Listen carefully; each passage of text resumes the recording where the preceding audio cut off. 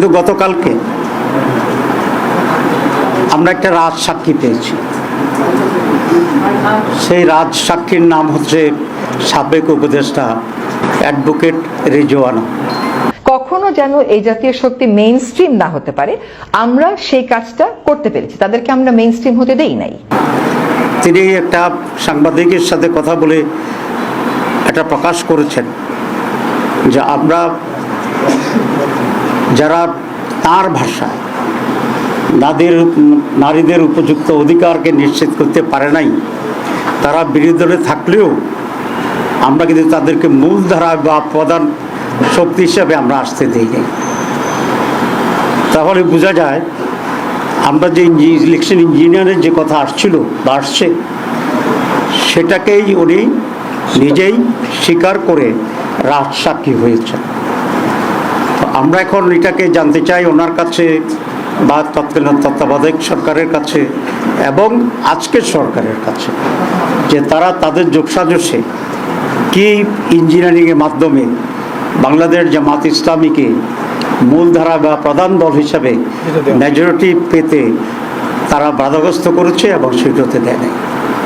এবং আমরা এটাও জানতে চাই মাননীয় সাবেক উপদেষ্টার কাছে যে ইঞ্জিনিয়ারিংয়ে ওনার সাথে আর কারা কারা জড়িত ছিল, পুরা গভর্নমেন্ট ছিল নাকি গভর্নমেন্টের একটি শক্তিশালী অংশ ছিল যারা নির্বাচনকে প্রভাবিত করেছে, এবং তাদের ডিজাইন অনুসারে সেখানে ডিসি, এসপি, টিওনো, ওসি, প্রিসাইডিং অফিসার ইত্যাদি নিয়োগ করে আইনশৃঙ্খলা পরিস্থিতির লোকদেরকে নিয়ন্ত্রণ করে তারা তাদের এই কাঙ্ক্ষিত যে সংখ্যা, সেই সংখ্যায় একটি দলকে জিতানোর জন্যে তারা ব্যবস্থা গ্রহণ করেছিল। জাতির কাছে এটা স্পষ্ট করতে হবে। এবং আমি এই সরকারের কাছে দাবি জানাবো রিজওয়ানা আহমেদকে, রিজওয়ানা হাসানকে তারা কিভাবে জিজ্ঞাসাবাদের আওতায় আনবেন এবং আওতায় এনে তার কাছ থেকে পরিষ্কার যে সিচুয়েশন তিনি তৈরি করেছিলেন সে সম্পর্কে ওনারা জানবেন, আমাদেরকে জানাবেন, দেশবাসীর কাছেও এটা পরিষ্কার করবেন।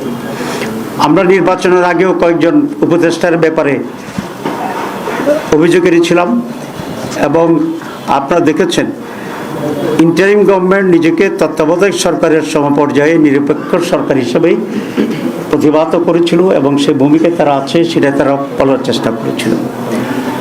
এবং একটি নীতিগত কথা ছিল যে ইন্টারিম গভর্নমেন্টে যারা দায়িত্বে থাকছেন উপদেষ্টা হিসাবে, তারা কোনো সরকারে দলীয় সরকারে তারা কোনো ধরনের অংশগ্রহণ করবেন না, কোনো মন্ত্রিত্ব গ্রহণ করবেন না।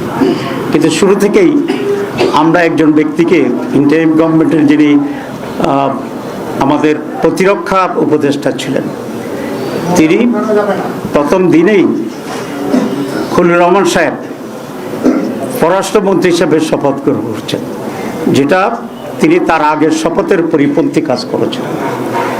এখানে এটা স্পষ্ট যে খলিলুর রহমান ছিল লন্ডন কনস্পিরেসির প্রধান হোতা এবং সেখান থেকে তিনি সরকারকে মোটিভেট করে ষড়যন্ত্র করে বর্তমান যারা সরকারে আছেন তাদেরকে সুবিধা দেওয়ার জন্যই উনি অব্যাহতভাবে কাজ করেছিলেন এবং তার সেই কাজের পুরস্কার হিসাবেই উনি পররাষ্ট্রমন্ত্রীর এই রিওয়ার্ডটা উনি পেয়েছেন।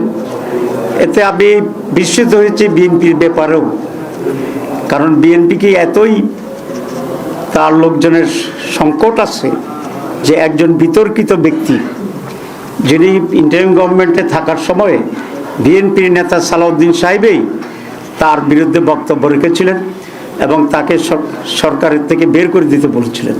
তো এই খারাপ লোকটা, যেটা বিএনপির দৃষ্টিতে তখন খারাপ ছিল, এবং সালাউদ্দিন সাহেবের বক্তব্যের পরে উনি বিএনপির সাথে নিশ্চয়ই গোপনে এমন এক কন্ট্যাক্টে গেছেন যে তারা বিএনপির স্বার্থ সংরক্ষণের জন্য উলঙ্গভাবে ভূমিকা নিয়েছেন, যে কারণে বিএনপির আস্থাভাজন হয়ে আবার তিনি বিএনপির মন্ত্রী হয়েছেন। কারণ নিশ্চয়ই বিএনপির সাথে ওনার এমন এক কমিটমেন্ট ছিল, বা ওনার সাথে বিএনপির এমন এক কমিটমেন্ট ছিল যে উনি ইন্টারিম গভর্নমেন্টের থেকে বিএনপিকে হেল্প করবে নির্বাচনে, আর বিএনপির সরকার গঠন করলে ওনাকে মন্ত্রী বানাবে। এই দুটাই কিন্তু ওই তাদের অবস্থান দিয়ে পরিষ্কার হয়। সুতরাং খলিলুর রহমান সাহেবকেও একইভাবে জিজ্ঞাসাবাদে আনা উচিত এই সরকারে, এবং যে কী ধরনের কনস্পিরেসি রিদওয়ানা সহ অন্যরা তারা করেছেন, যে জাতিকে একটি সুষ্ঠু নির্বাচন থেকে তারা বঞ্চিত করেছেন। কারণ একটি সুষ্ঠু নির্বাচন এই জাতির জন্য অত্যন্ত প্রয়োজন ছিল, তাদের মনের আকাঙ্ক্ষা ছিল, তাদের দাবি ছিল। কারণ গত 56 বছরে এই জাতি কোনো নির্বাচন পায়নি। আমরা সকলেই চেষ্টা করেছিলাম যে একটা সুষ্ঠু নির্বাচন হবে এবং এই সুষ্ঠু নির্বাচনের মাধ্যমে যারা নির্বাচিত হয় তারা সরকার গঠন করবে।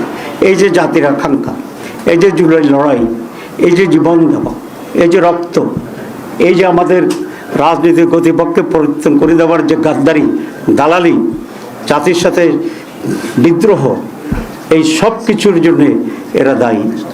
এত বড় আকাঙ্ক্ষা সুষ্ঠু নির্বাচনের জন্য এটা বন্ডুল করে দিয়েছে এই মীর জাফররা। সুতরাং এই মীর জাফরদেরকে, খলিলুর রহমানকে আমি দাবি করব, সরকার যদি স্বচ্ছতার কিছুটা হইলেও